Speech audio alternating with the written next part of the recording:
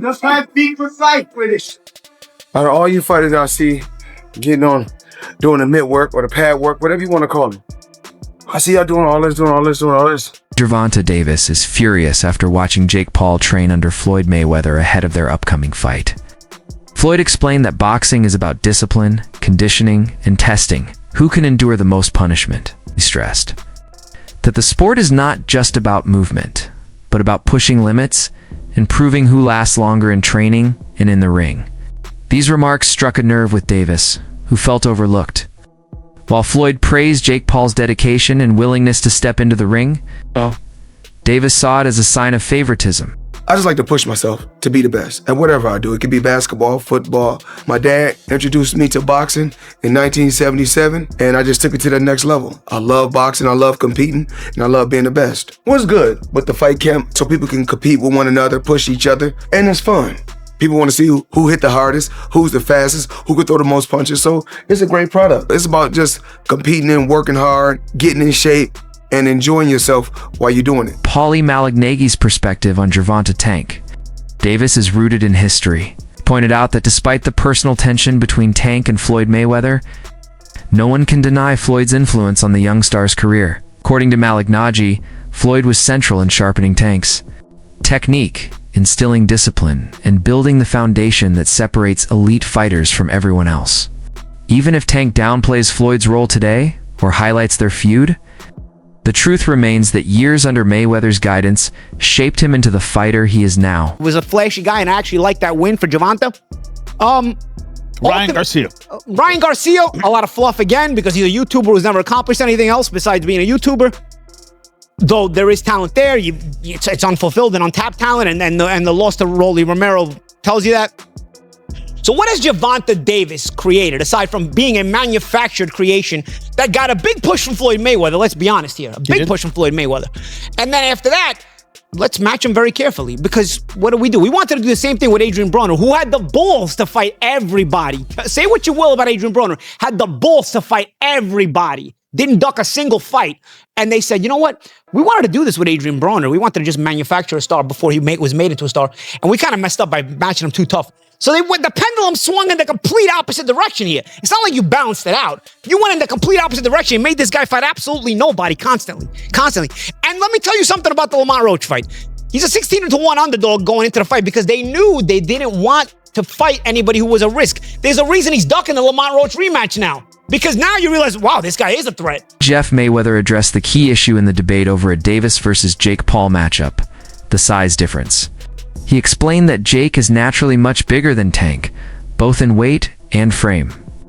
Boxing has weight classes for a reason, and Jeff argued that this fight ignores that principle completely. Davis made his name in lighter divisions, excelling with speed, timing, and explosive power. Jake Paul, however, has fought at cruiserweight, where fighters are built much larger. Jeff warned that putting them in the same ring not only affects competitiveness, but also raises questions about fairness. It's kind of weird, because Jake Paul is extremely bigger than Tank. And I mean, but with it being exhibition, it makes sense. It's fine. He got a big name that he's gonna be fighting. But I mean, it really makes no sense because he's gonna be weighing over 200 and some pounds. Tank's gonna probably be weighing maybe at the most 147, 150. So I don't even understand why the fight is happening. Promoter Eddie Hearn echoed the concern but went even further. He argued that boxing and entertainment should remain separate, and a Davis versus Jake Paul fight dangerously blurs that line. In Hearn's view, the matchup isn't truly competitive. It's a business deal driven by celebrity status and social media hype. He highlighted the obvious size gap as proof that this fight is more spectacle than sport. Hearn admitted that financially the bout would be huge, generating headlines, ticket sales, and pay-per-view buys worldwide. But as someone who values sporting merit, he found it troubling that money takes priority over fair competition. Still, from a promoter's perspective, he conceded it would be a lucrative good business day. Next year, and they always said that there was a chance that Jake would fight in November. I think, wasn't I the one that broke Jake Paul against Gervonta Davis 6 months ago or something? I knew that they'd agree that deal. I didn't know they were about to announce it then, but I did know that they'd agreed that deal previously. So I don't like it, if I'm honest. I mean, I think we need to really differentiate between boxing and an entertainment concept, and that's what that is. It's a freak show, it's entertainment, it's a lightweight fighting a cruiserweight, you know, with, I don't know, is it bigger gloves and certain minutes per round? I don't know what it is, but, you know, I understand the market and I understand this freak show shock kind of the world mentality of people potentially tuning in. Is that a step too far? Maybe. I mean, I hated Jake Paul against Mike Tyson, but it did massive numbers. I hate Jake Paul against Gervonta Davis. It'll probably do massive numbers. So that's when you really have to differentiate yourself between, just because you don't like it doesn't mean it isn't going to do good business. However you want to be involved with it is another kettle of fish. I don't want to be involved with it, but I do respect the fact that it's going to do big numbers. It's just not boxing. And I don't think we should promote it as boxing. In the meantime, then, Eddie, where does that leave you with Anthony Joshua? Are you exploring other options for the end of this year, or are you still looking at that fight for the beginning? Yeah, no, we're not interested in the Jake Paul fight right now. After that, I mean, like, you know, we're not going to wait around till November. Is it November or December, whenever it is, and see how he gets on. I mean, if he gets chinned by Gervonta Davis, we can't exactly make the Anthony Joshua fight. Former UFC champion Michael Bisping added his own perspective, comparing the matchup to past exhibition fights where money mattered more than skill. In his view, Jake Paul could actually beat Davis not because of superior talent, but because of his size advantage and the financial dynamics at play. Bisping argued that exhibitions aren't held to the same standards as sanctioned title bouts. When entertainment takes the lead, results can become unpredictable. With Jake's larger frame and the looser rules of an exhibition, Bisping suggested the odds may tilt in Paul's favor. But you know what? Fair play. If he does go out and fight Anthony Joshua, which I wouldn't advise because that would be extremely dangerous, then fair play if he was to do that. And all the critics and people like myself would have to shut the hell up, because I always said he's looking for fights that were manufactured, looking for fights that were predetermined. And by that, I don't mean fake fights. I don't mean fixed fights. I mean fights where the odds are so stacked in his favor that of course he's going to win. And of course, we see this. The latest match that's going to go down November 14th at the State Farm Arena in Atlanta, Georgia. Jake Paul is taking on, you've seen it by now, Gervonta Tank Davis. A man that is a lightweight in boxing. Now, lightweight in MMA is 155 pounds. Lightweight in boxing, 135 pounds. Jake Paul, I think when he weighed in for Mike Tyson, was 227 pounds. Official weight, 227.2 pounds. That is, if I'm not mistaken, a 92 pound weight difference. Almost a 100 pound weight difference. It's insane. Let's say he comes in at 200 pounds.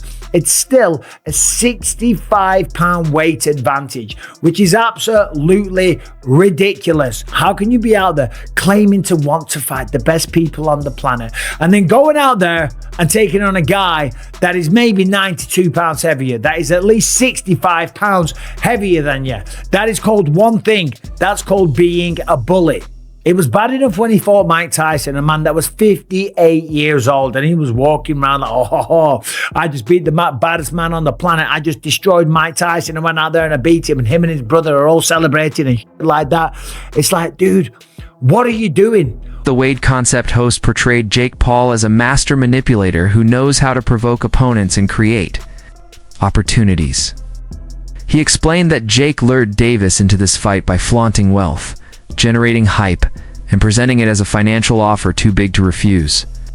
From this perspective, Davis isn't chasing legacy, he's reacting to money. The host emphasized that Jake's real gift isn't boxing skill, but marketing, promotion, and psychological warfare. By using his fame and fortune, Jake pressured Davis into a fight that may not make sense competitively, but certainly makes sense financially. Also, and again, Jake's only been boxing for 5, 6, 7 years now. It isn't necessarily far-fetched to try to have his own advantages when trying to fight other boxers that have been far more experienced than him. But this one's a little too much, right? This one is crazy because of the massive weight difference. Doesn't make a ton of sense. But again, as far as a sport fight is concerned, I want to make sure I make that clear. Again, this is not me hating on it, because I do think that both guys have been very upfront with what they're doing in this fight and what their goals are with these kind of events. But the narrative Jake's trying to create as if this is like proving anything for him fighting a real fighter when Gervonta is so much smaller than he is. It'll prove something in the fact that Jake is willing to put on great events, but it won't prove anything to the people that are asking him to fight a real fighter. I will say though, if Jake goes out and flatlines Gervonta, the casual audience that will say Gervonta smokes Jake completely and utterly, like it wouldn't even be close, that will change their minds a little bit. Not the people that know boxing, but the people that are going to watch this, the casual viewer that know the name Gervonta Davis and know the name Jake Paul. If he is to compete with Gervonta at all or look good in that fight, people will in some way accept that. Or they'll do the other thing where they just say the fight's rigged, which has never been the case, but you get what I'm saying. What Jake is doing is trying to convince a casual audience that he belongs in the ring with bigger names. If he's able to hurt Gervonta at all, that might actually do it. The undefeated lightweight champion of the world with a record of 30-0, 28 knockouts. And this one is over. The brick He's been boxing since he was 5 years old and turned pro when he was 18. Gervonta Davis at 22 becomes the youngest champion in boxing. And guess what? Just like everybody, Ryan Garcia, one of Davis's biggest rivals, was blunt in his criticism. He dismissed Jake Paul's move as nothing more than a cheap publicity stunt. According to Garcia, the only reason Tank accepted was for the paycheck. He argued that true fighters pursue legacy, titles, and history, not mismatched spectacles. To him, facing a much bigger opponent for money undermines the sport. Garcia suggested that Davis abandon the pursuit of greatness for financial gain, a move that damages his credibility. While Garcia's words carried the bite of rivalry, they echoed a wider concern that the fight is more about profit than pride. News that last week shook up the boxing game, Jake Paul versus Tank, right? Oh, yeah. Like everyone's talking about it. It's a whole thing. A lot of people liked it, didn't like it. Yeah. How did you feel when you first saw that it was a thing? It pissed me the fuck off, bro. Yeah, why? It's just disappointing on mainly Jake's end. You know, we're not falling for the Disney Channel bit no more. We're not falling for you're not a fighter no more. We're not falling for that. You know, you're ranked as a cruiserweight and you're out here trying to fight a lightweight. And then on top of it, you were just talking about fighting Anthony Joshua. That doesn't make no sense. And, you know, I just felt like it was a disgrace to boxing and kind of it was not a good move by Jake Paul. You know, I understand people saying, you know, Gervonta got to go get his money, you know, blah, blah, blah. But, like, we're not talking about that shit. We're talking about the sport, bro. We're not talking about, oh, you got to get that money, bro. Yeah, but everybody's open to criticism. That's the whole point of this media shit. Right. That's why they talk about basketball players. They don't talk about, well, LeBron's making too much. Like, nobody cares, bro. If LeBron's missing the shot, he's missing the fucking shot.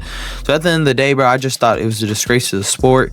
Because on one end, you know, you got the casuals, right? The casuals don't see the weight difference. They see Jake Paul and Gervonta Davis. Yeah. And if Gervonta Davis doesn't fuck up Jake Paul, they're going to think Jake Paul is some pound-for-pound champion type of fighter. Yeah. And to me, that's just... it's tricking the public, and it's kind of bullshit, bro, at the end of the day. Because at the end of the day, if Gervonta was Jake Paul's size, we wouldn't even be having this conversation. There probably wouldn't even be a fight. Yeah, you know what I mean? So I just think that it's a disgrace to boxing.